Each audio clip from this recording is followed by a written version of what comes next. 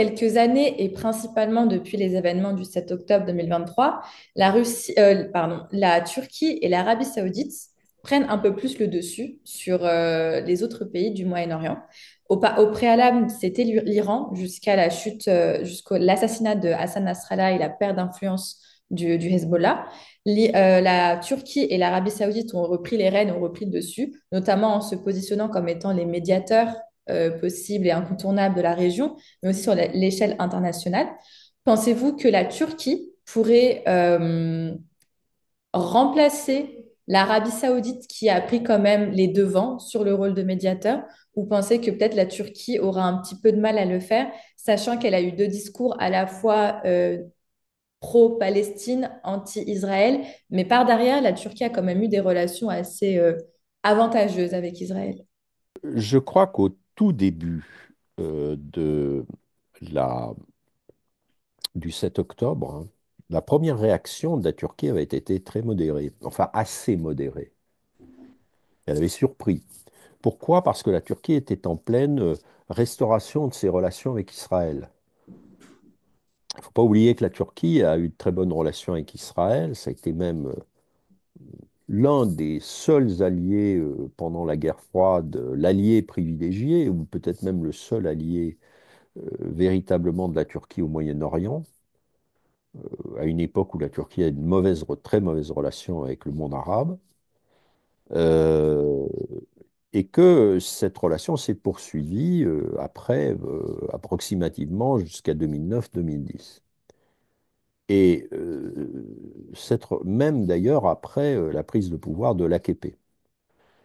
Cette coopération d'ailleurs avec Israël a eu des conséquences très importantes parce qu'elle a permis à- à la Turquie de moderniser son armement en particulier, d'acquérir des drones, euh, a commencé à importer des drones israéliens et de se mettre ensuite à fabriquer des drones.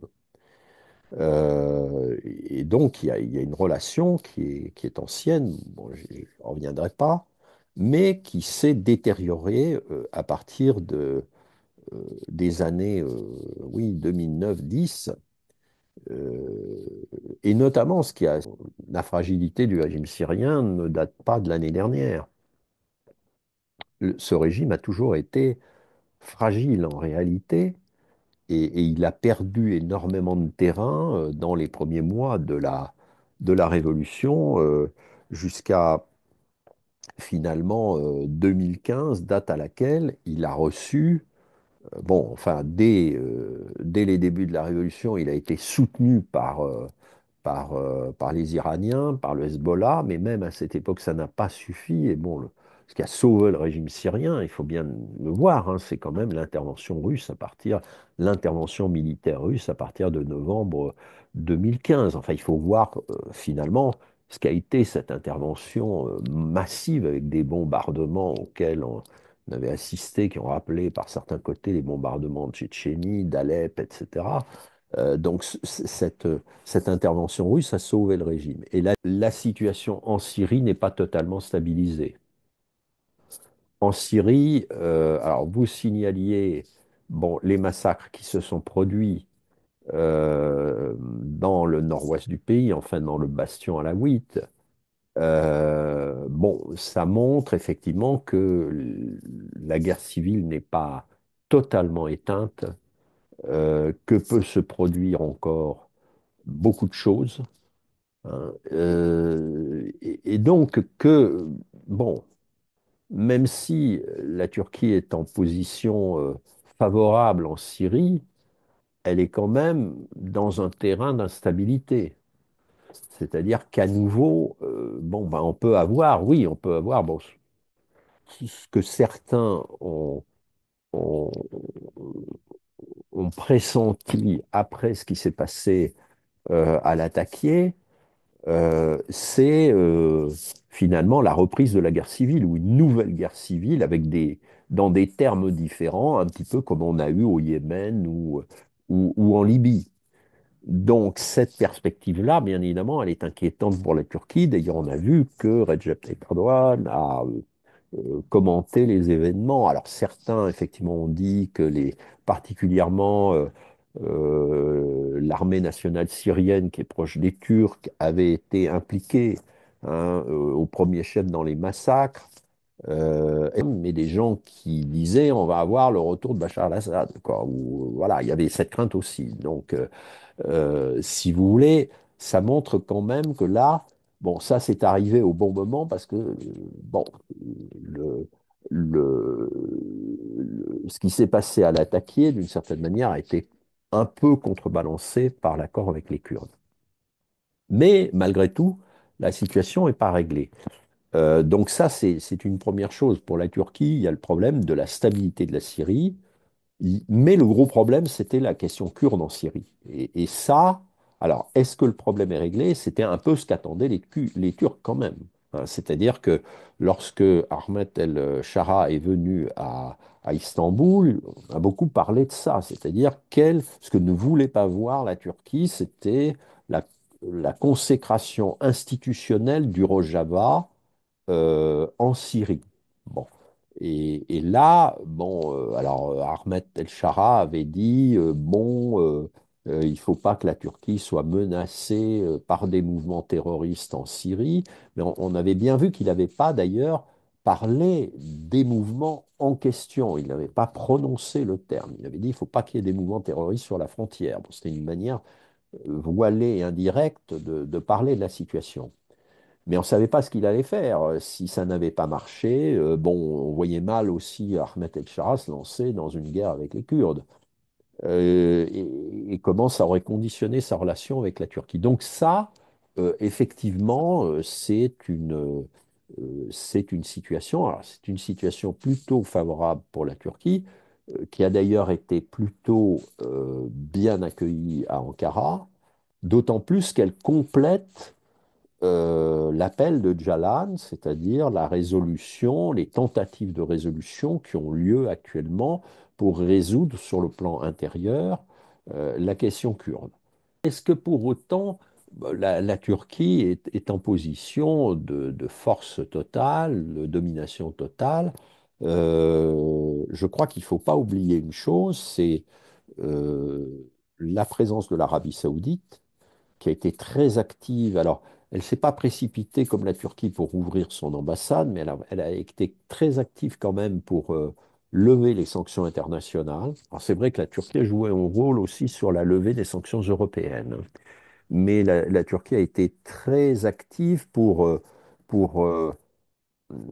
pour faire entrer un peu donner une dimension plus internationale, mettre en relation le gouvernement d'Ahmed El-Shara, je dirais, le faire accepter un petit peu comme celui qui peut bon, stabiliser la situation en Syrie.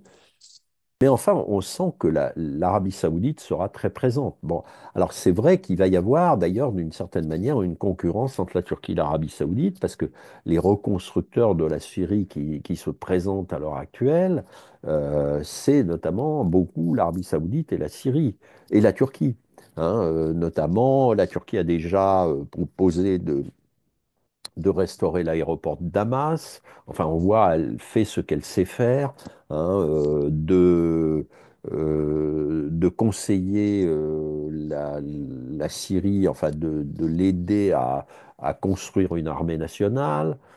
Donc, si vous voulez, elle se positionne. Et les deux. Alors, on peut dire que, si vous voulez aussi que euh, bon, on peut voir les choses sous l'angle de la rivalité, on peut voir les choses sous l'angle de la complémentarité, parce que c'est une idée d'Erdogan en 2015, bon, son idée aussi en soutenant finalement l'opposition, c'était de créer une Syrie euh, conservatrice islamiste, islamique ou islamiste même, hein, qui lui serait favorable, donc finalement de mettre les sunnites au pouvoir hein, en Syrie, d'avoir un gouvernement conservateur sunnite qui serait aussi appuyé par l'Arabie saoudite. Et souvent, à l'époque, la Turquie a dit à l'Arabie saoudite, nous avons les mêmes intérêts. Bon, après, ça a clashé parce que, bon, bah, il y a eu le conflit avec l'Iran, il y a eu l'Arabie s'est brouillée avec l'Iran, et puis il y a eu aussi, surtout, le conflit dans le Golfe avec le Qatar.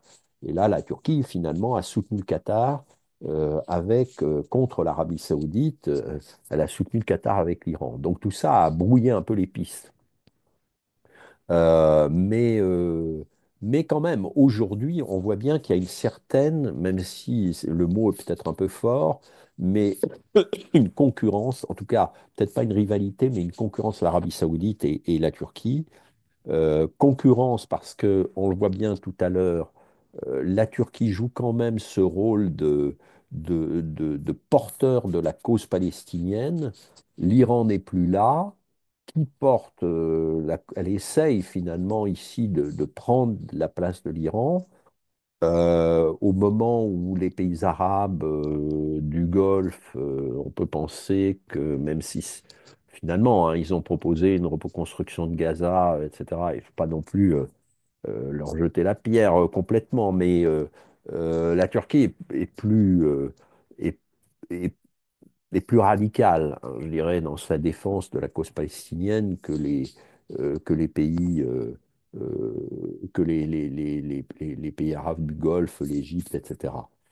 Et puis la Turquie aussi, en Syrie, euh, bon, comme je le disais, peut être en rivalité avec l'Arabie saoudite sur le plan de la reconstruction économique. Et là aussi où l'Arabie saoudite peut avoir un atout, c'est que c'est un pays arabe, alors que la Turquie n'est pas un pays arabe et que si les choses tournent mal et qu'elle a eu traditionnellement de mauvaises relations avec la Syrie pratiquement depuis l'indépendance de la Syrie. Parce qu'il ne faut pas oublier aussi qu'il y a quelques points de conflit. Alors on peut dire que les Kurdes, là, apparemment, le problème semble résolu, on verra comment ça va tourner, mais il y a un autre point de conflit, c'est le partage des eaux de l'Euphrate, du Tigre et de l'Euphrate, et l'autre point de conflit, c'est un point de conflit territorial avec le Skandjak d'Iskenderun, hein, ce que les Turcs appellent la province du Hatay. Bon, c'est aussi une revendication territoriale sur les cartes syriennes officielles. Le Hatay est syrien, hein, donc c'est aussi une revendication syrienne. Donc c'est pas un pays, et en plus c'est l'ancienne puissance impériale.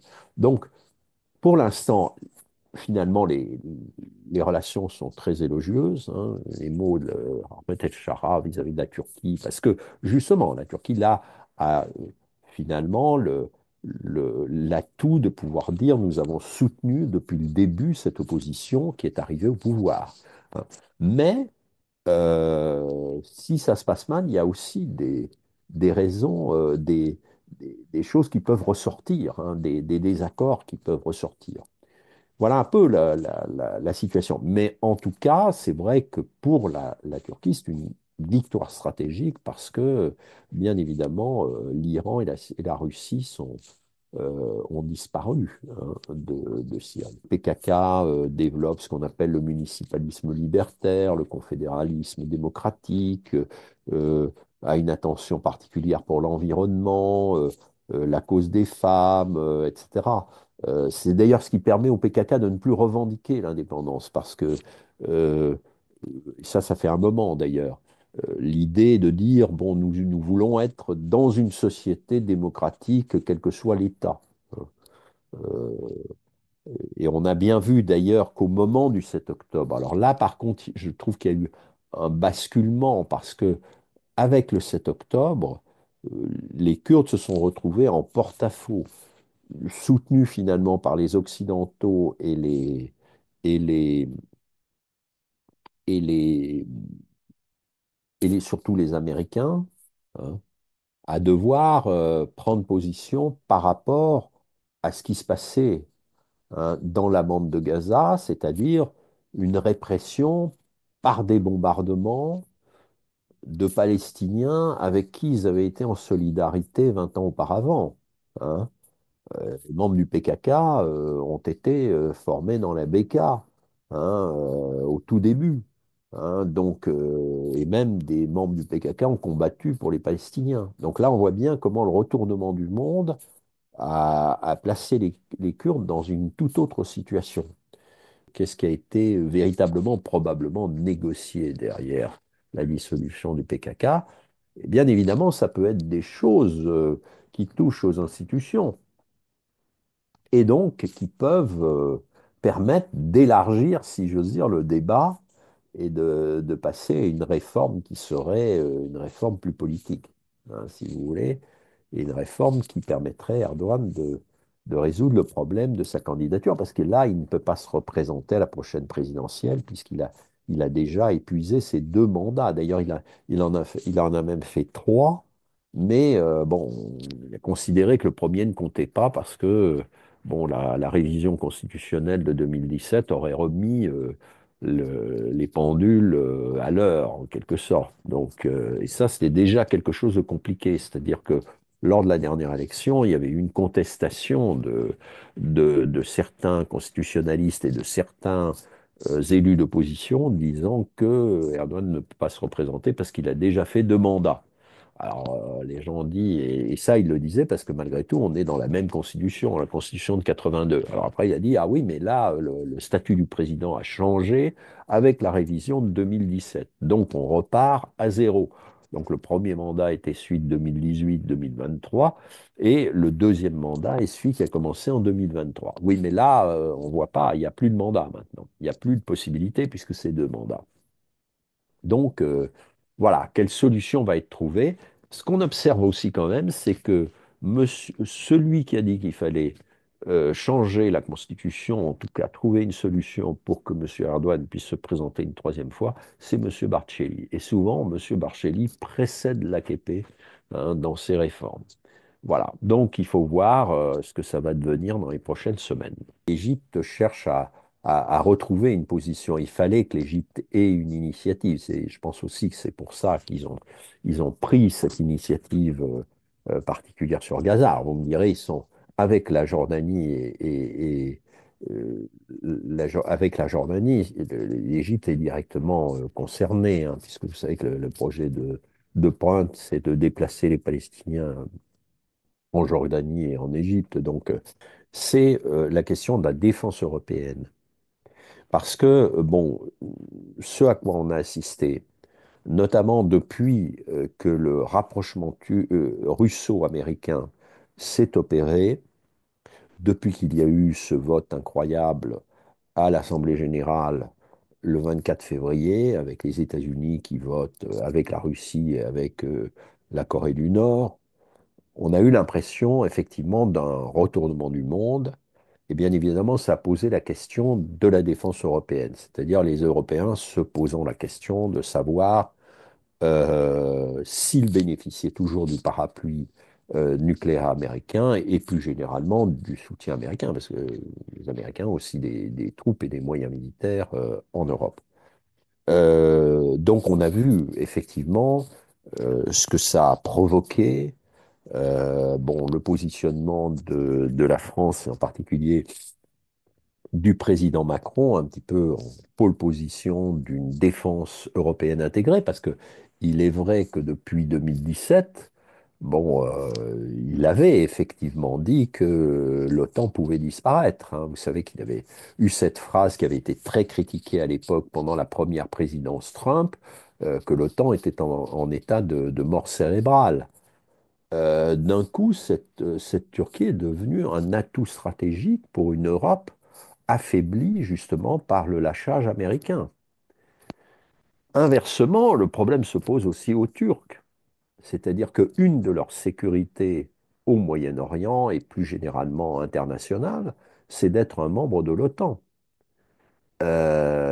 Notamment dans le jeu que la Turquie joue avec la Russie. Si la Turquie peut se permettre cette relation de grand écart avec la Russie, c'est parce qu'elle est membre de l'OTAN. C'est parce qu'elle est membre de la défense européenne. Donc, on a bien vu à la fois que les Européens s'intéressaient à la Turquie et que la Turquie s'intéresse et demande à faire partie de la nouvelle architecture européenne de défense. En tout cas, même si cette architecture européenne de défense s'autonomise des États-Unis. Donc ça, c'est assez important et intéressant à voir, hein. D'ailleurs, quand on regarde le vote du 24 février, il est assez intéressant à voir, parce que ce vote de l'Assemblée générale sur l'Ukraine, voir comment les États se positionnent dans les nouveaux équilibres stratégiques du monde.